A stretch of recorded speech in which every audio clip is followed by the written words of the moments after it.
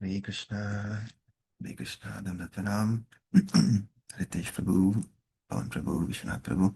Thank you for leading the chanting this morning. Hare Krishna to all the devotees, Dandatanam, Jai Shri Prabhupada. Vandeham Shri Guru Shri Yutapada Kamalam Shri Gurun Vaishnavamscha Shri Rupam Sagrajatam Sahagana Raghunathanvitam Tam Sajivam Sadvaitam Savadhutam Parijana Sahitam Krishna Chaitanya Devam Shri Radha Krishna Padan Sahagana Lalita Shri Vishakhanvitamscha Namah Vishnupadaya Krishna Prishtaya Bhutale Srimate Bhaktivedanta Swaminate Namine Namaste Saraswate Deve Gauravani Pracharine Nirvishesha Shunyavadi Pashyata Deshatarine Jai Shri Krishna Chaitanya Prabhu Nityananda Shri Advaita Gadadhar Srivasadi Gaur Bhaktavinda Hare Krishna Krishna Krishna Hare Hare Hare Rama Rama Rama Hare Hare Hare Krishna. Okay. All right, continuing with our prayers. Anybody would like to sing today? Jivi Jago?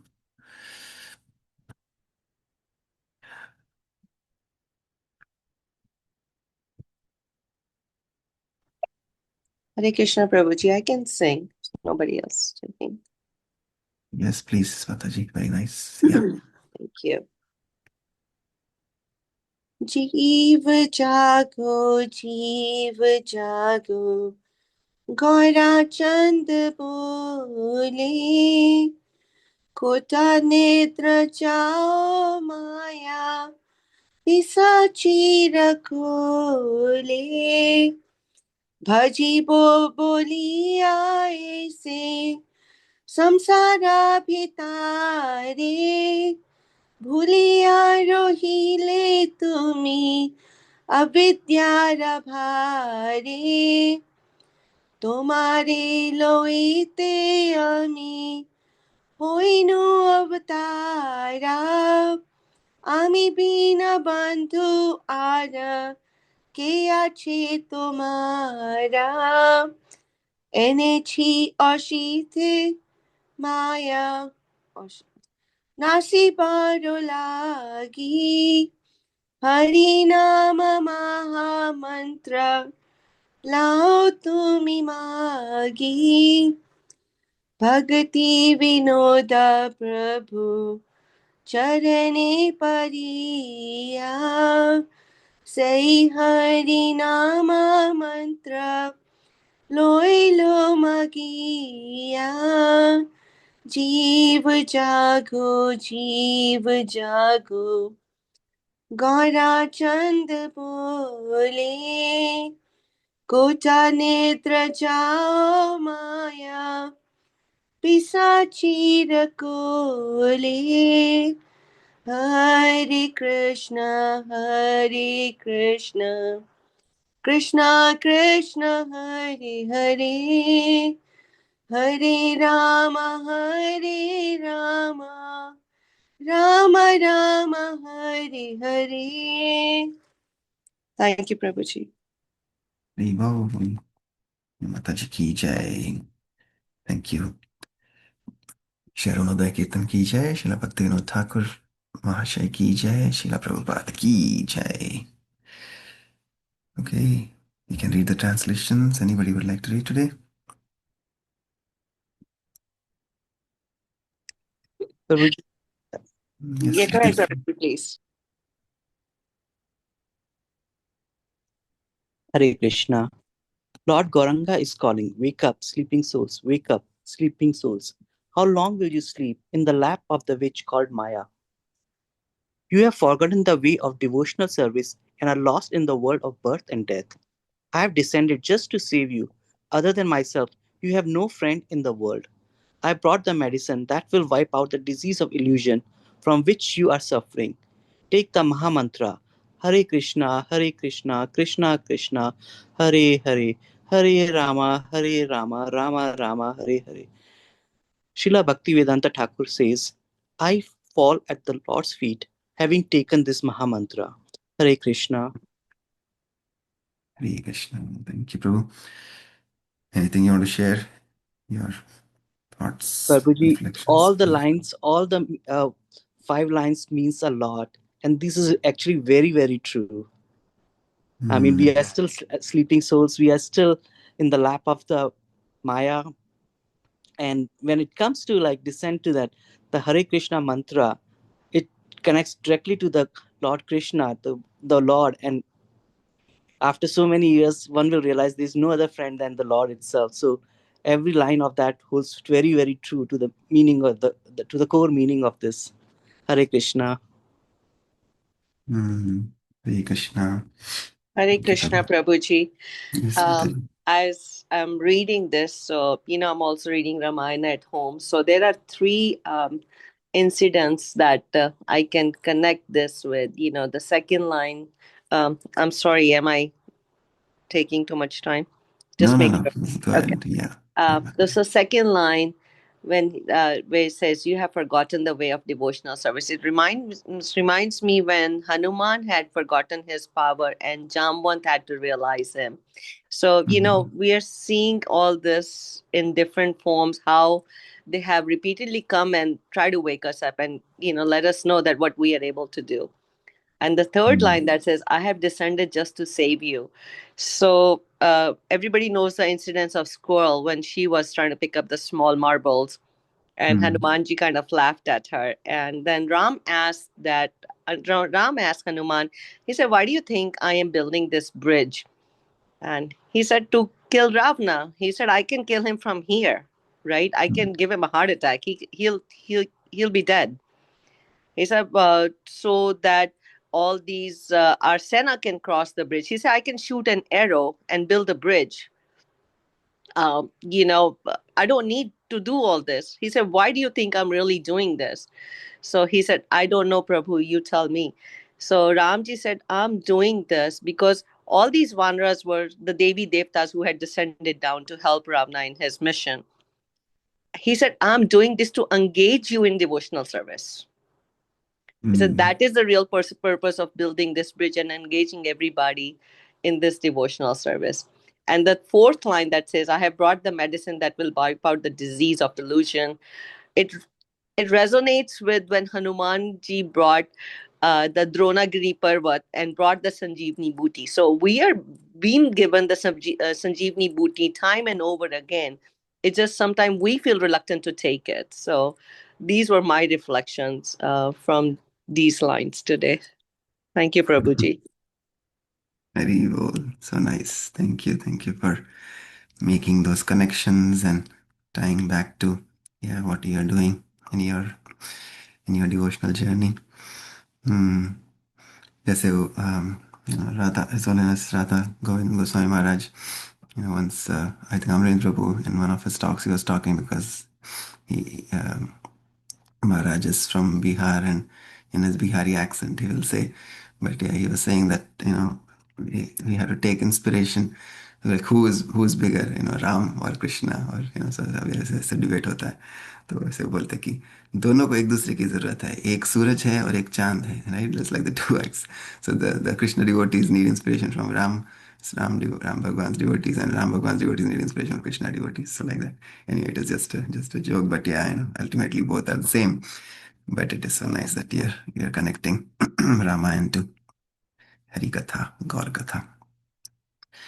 All every each of everybody is Krishna ultimately. But yes, it is so nice that we are able to take inspiration. Ultimately, that is, like you said, that is the most important thing. Like, how are we able to apply these in our lives, right? Just singing, hearing is one thing. Everything starts with Shravanam. But sometimes, if we don't apply it in our own lives, then we don't feel the rasa.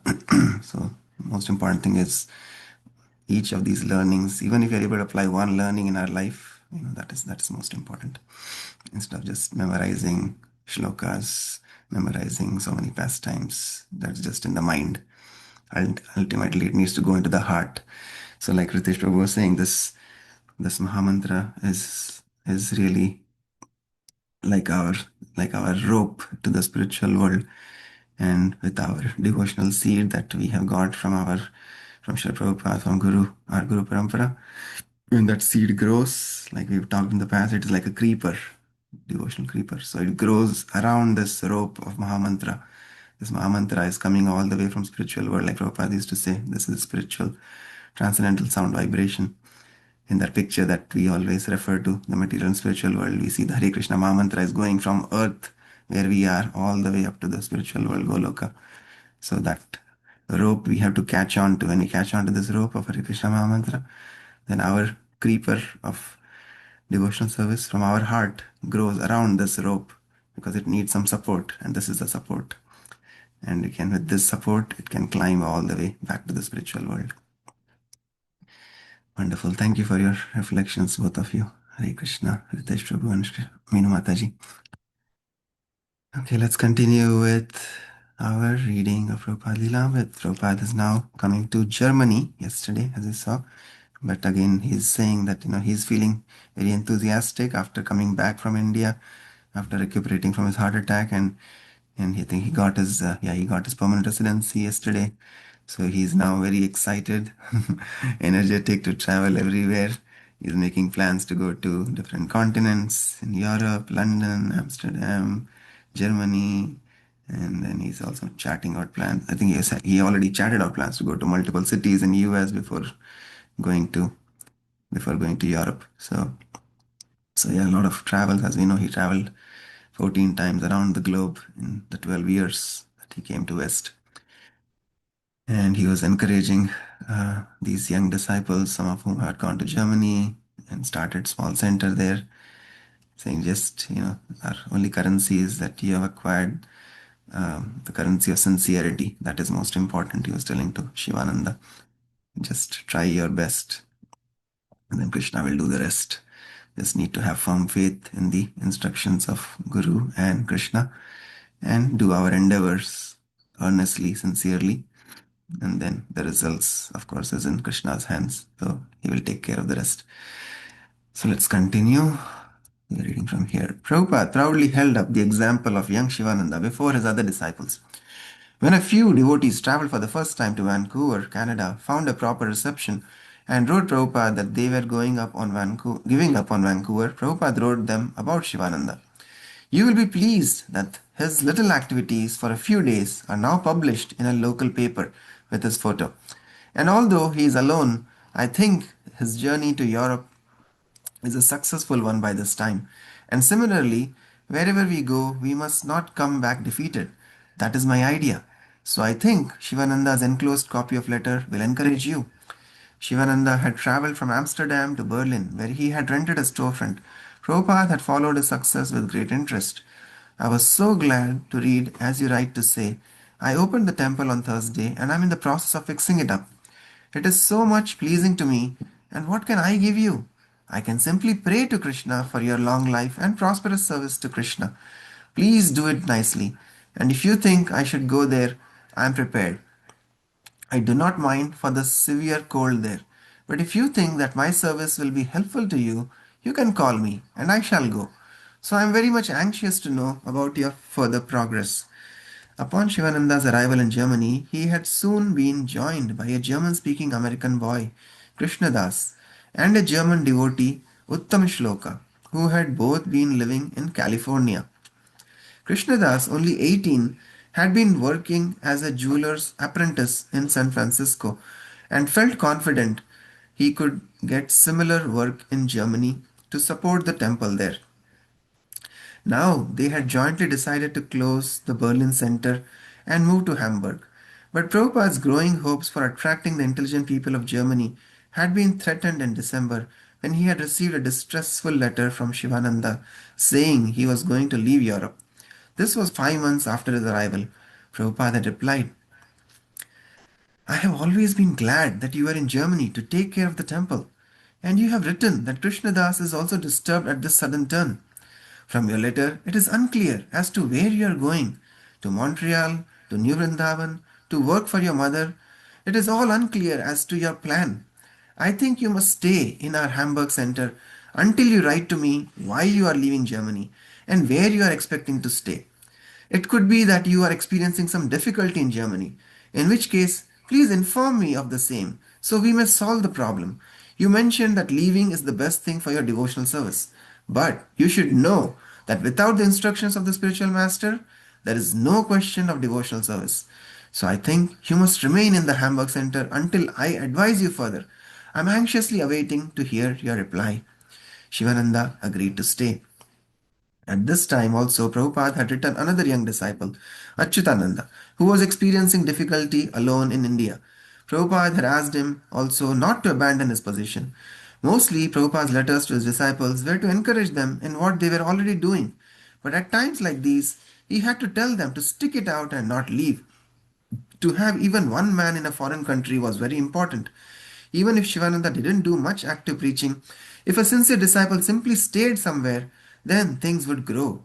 So Shivananda had stayed. Hamburg, August 25, 1969. Prabhupada and Purushottam flew from Los Angeles to New York, stopped over for 24 hours, and then flew by Lufthansa Airlines non-stop to Hamburg. The stewardesses wanted to give them cooked meals and seemed personally disappointed when Prabhupada wouldn't take them.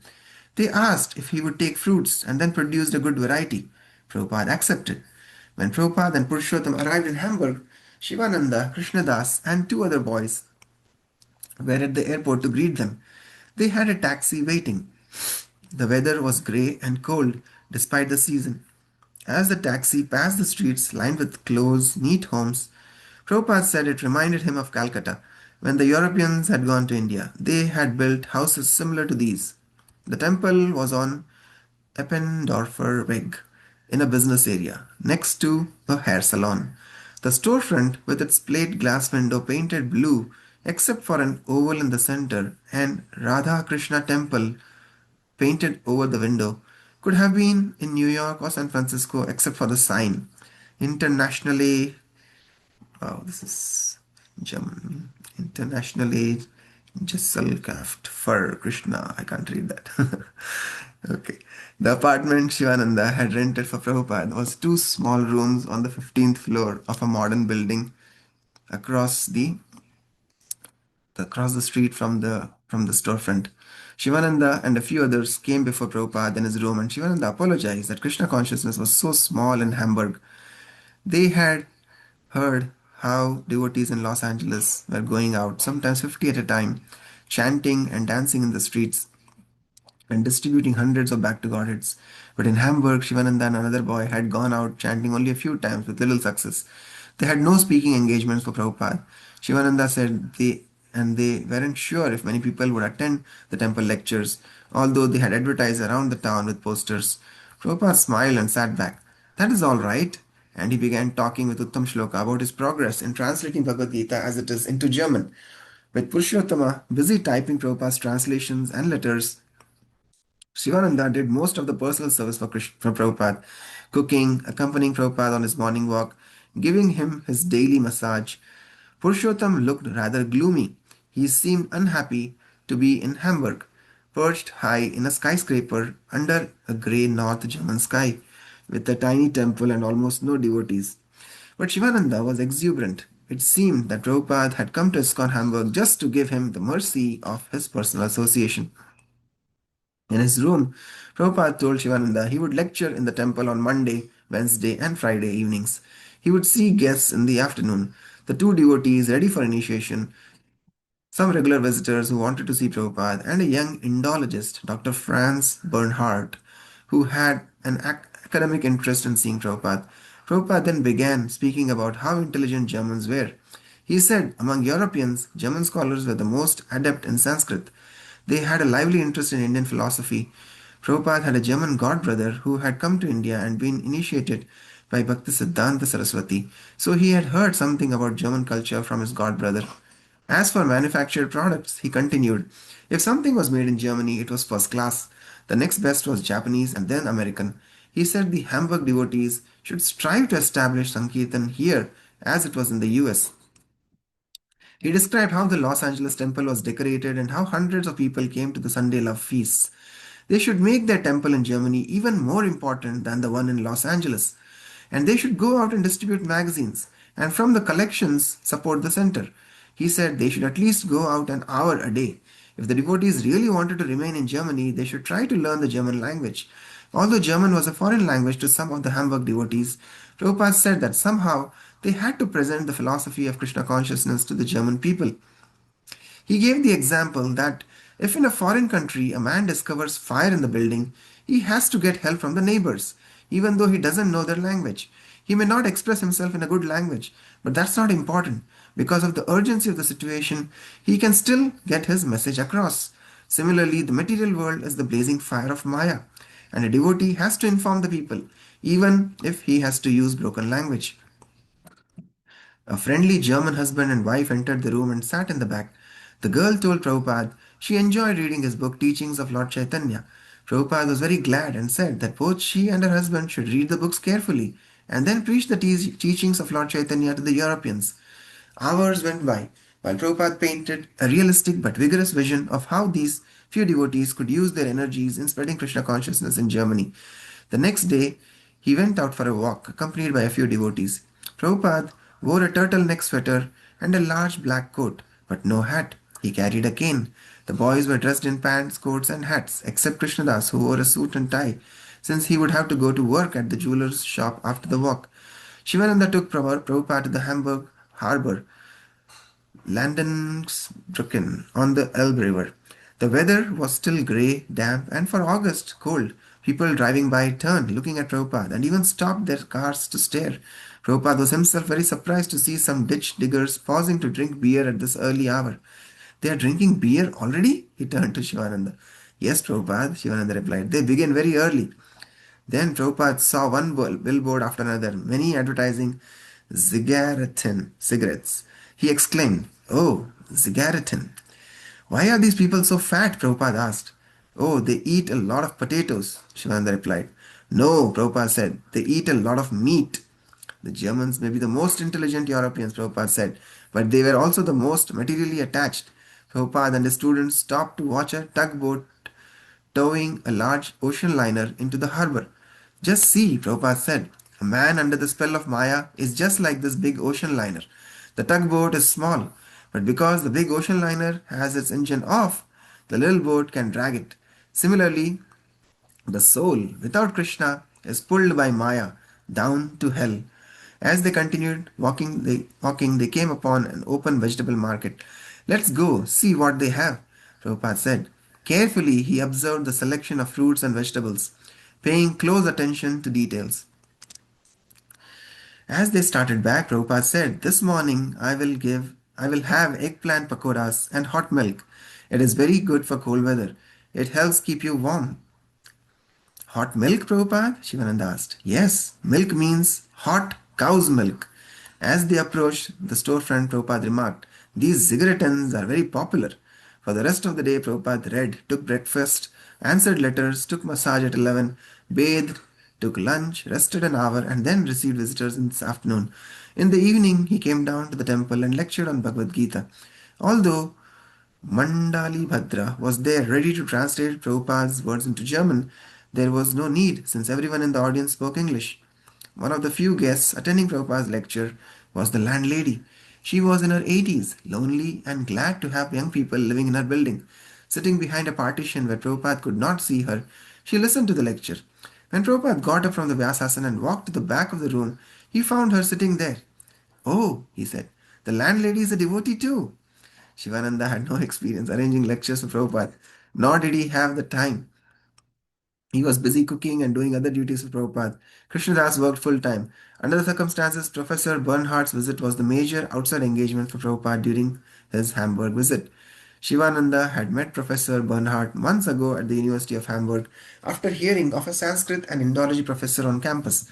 Without knowing anything about the etiquette of dealing with a professor, he had entered Dr. Bernhardt's office without an appointment. We are going to start a Radha Krishna temple here, Shivananda had told the professor. Are you familiar with the Vedic scriptures? Although Professor Bernhardt remained strictly formal with Shivananda, he couldn't deny an academic interest in Krishna consciousness. He had studied Vaishnavism, specializing in Indian religious festivals. So, when Shivananda invited him to come and meet Bhaktivedanta Swami, Professor Bernhardt had eagerly taken the opportunity. Professor Bernhardt, a well-dressed young man with wavy blonde hair, sat patiently through one of Prabhupada's kirtans and lectures in the temple. Afterwards, in fluent English, he asked, "What about we here in the city who have cosmopolitan consciousness? What is this cosmopolitan consciousness?" Prabhupada asked. "They are killing the animals," Prabhupada explained to him the universality of Krishna consciousness. "I'm interested," Dr. Bernhardt said, "to learn about the differences between the Shankarites and the Vaishnavas and their philosophies." "Oh, yes," Prabhupada replied, "I will teach you." And they agreed to meet again at Prabhupada's apartment. Krishnadas. A couple of days after Prabhupada arrived in Hamburg, Dr. Bernhardt came laden with gifts. He was very conscious of Vaishnava protocol. Even if he were in the Himalayas in this cold, horrendous weather, he would be freshly shaven and wearing a tie. He was very punctual and precise. Prabhupada talked with him, and the entire conversation was in Sanskrit. As a matter of fact, every now and then Prabhupada would put in a couple of words of English for our benefit. For 3 or 4 days, there were continual meetings between Prabhupada and Dr. Bernhardt. They culminated in a statement by Dr. Bernhardt. He lapsed into English and said, What you are saying is that all my knowledge is useless without devotional service?" Prabhupada said, "Yes, now you have understood." Then Dr. Bernhardt said, "What you are saying is that all my studies and entire library are just like an ass laden down with so many books that are ultimately pushing him into his grave?" Again, Prabhupada said, "Yes, that is right." When Dr. Bernhardt remarked that he had been thinking of ISKCON as hippies since he had seen an ad stating that Allen Ginsberg was a member, Prabhupada took it very seriously. The next day he wrote, "Hayagriva, from this conversation I understand that people are very badly impressed about Ginsberg, especially respectable persons, on account of his hippie tendencies. I of course supported our case that Ginsberg is a great friend of our society and we advise everyone to chant Hare Krishna, and I believe he also does so. Anyway, we should be very much careful not to publish anything in our paper which will give impression to the public that we are inclined to the hippie movement. In our papers, nothing should be published which has even a small tinge of hippie ideas. I must tell you in this connection that if you have any sympathies with the hippie movement, you should kindly give them up." Okay. We'll read this paragraph. Prabhupada's third meeting with Dr. Bernhardt was at the professor's home. This time, Dr. Bernhardt confessed to Prabhupada that he did not agree with many points in Prabhupada's translations of the Vedic literatures. He criticized the Vaishnava philosophy. He also told Prabhupada that he had no religious feeling for Krishna consciousness since he considered himself a Christian. By the end of this meeting, their relationship was becoming strained, and afterwards Prabhupada remarked that in none of their meetings had the professor even said Hare Krishna. Hare Krishna. Okay. So, yes, whether success or failure, truth remains truth. Satyam, Satyam, Punar Satyam. Satyam never changes, no matter whether somebody accepts it or not. So, that is the mood and spirit Prabhupada has. And yes, he's teaching his disciples also that they have to continue to learn. Like we when we say in Hindi we say jasa desh vaisa vesh, where we go we become like that, but it is not just like that, but even that if you do to use it in Krishna's service, then it is perfect. So Krishna Prabhupada is teaching them that yeah, when they are in Germany they can learn German language. And yeah, I was reminded of my Guru Maharaj because he coming from coming from Delhi and to Paris. He was in France for some time, so he learned some French, and then because of that, he was able to get his permanent residency in Canada. Then he came to Canada, and then he studied his MBA and all of that in Canada, and he knew French. And then with that, he's able to do some preaching in French. And then when he went to Russia, then he learned Russian. I remember, like, I think as I was reading, he did like a full-time course in Russia, like few months of course in Russian language. So now again I'm able to connect the dots why he did that, because many times whatever he did was fully surrendered to Prabhupada and his instructions. And yeah, now I'm able to correlate why Prabhupada is telling here and then why Guru Maharaj is learning. For us, it's so hard to learn new languages at this age. Like, learning anything new is so hard. Like, I tried to learn like these music instruments, piano and all of this. It's just so hard now to learn anything new. But that is not impossible, as we see here. Prabhupada's disciples are doing it. So we should make it. We have to sincere. I just think I'm not sincere. We have to have sincerity and endeavor. Sometimes success may not come immediately. It takes time, but yeah. Yeah, so learning new languages and using it in Krishna's service, I think that is what Prabhupada is teaching. And what else? We saw, yeah, Prabhupada talking about that example of the ocean liner being pulled by a small boat. So like that, I remember again connecting when I first gave a talk in Wisconsin, Cincinnati, what, like 10, 11 years ago now. It was on Srila Prabhupada actually. And I remember giving that example. And when I was preparing for my class that time, uh, this example came up. And yeah, Prabhupada uh, gives, I think this example comes, so I was not sure if this was here in Germany, but I remember I thought he had given something similar in on the Pacific Ocean in US as well, but maybe I'm wrong. But yeah, this example reminds all of us today that no matter how big we are, if we are not connected to Krishna consciousness, then we are actually like the sleeping souls, like the prayer that we are singing, right? Jiva jago, Gaurachanda bole. So we are asleep in the lap of the witch Maya. So um, like in this age, if we have to correlate this to this age, it is like, we as the spirit souls are being dragged away into the into the depths of the hellish uh, consciousness by like our these gadgets, the devices, like the mobile phone, for example. The mobile phone is is a piece of matter, but depending on what we see in it and what we associate with, our consciousness is being dragged down. So even though it's a matter, it is dragging the giant spirit that we are as humans, human consciousness. So our consciousness is being dragged away. So that's where that term, very famous as ISKCON, when we say ISKCON, is Krishna consciousness on, right? So our Krishna consciousness has to be on. If our spiritual consciousness, Krishna consciousness is on, then we will not be dragged away by pieces of matter. But if it is off, if Krishna consciousness is off, then yes, then these things will drag our consciousness, just like that small boat is able to pull a big ocean liner because the engine is off. So like that, the engine of Krishna consciousness has to be on always. And it is a practice again, like Prabhupada says again, our goal is to be Krishna consciousness 24 hours. If we have that goal, then maybe with some practice and endeavor, we'll be able to do 10 to 12 hours every day. Like the same example that Prabhupada used to give of a Scottish professor, that if we have to pass, then he would say that we have to at least aim for 80-90%. Then we can be hopeful that we'll get 60%. Right? But if our goal is, if a pass mark is only 40%, if we aim only for 40%, then very likely that we will not even achieve 40%. Right? So we should always endeavor for more. And that is where, again, going back to the malas also, that we chant 16 rounds is minimum. If we just aim for 16 rounds and keep only with 16 rounds, then again, the quality of those 16 rounds may also not be there. So, yeah, so our endeavor should be to increase.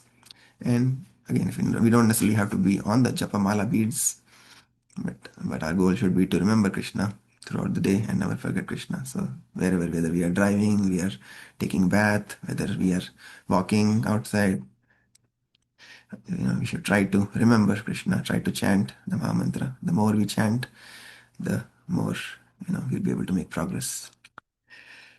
Okay, Hari Bol. Yes, anybody else would like to please share your wonderful reflections, thoughts, comments, like Ritesh Prabhu and Minu Mataji shared earlier?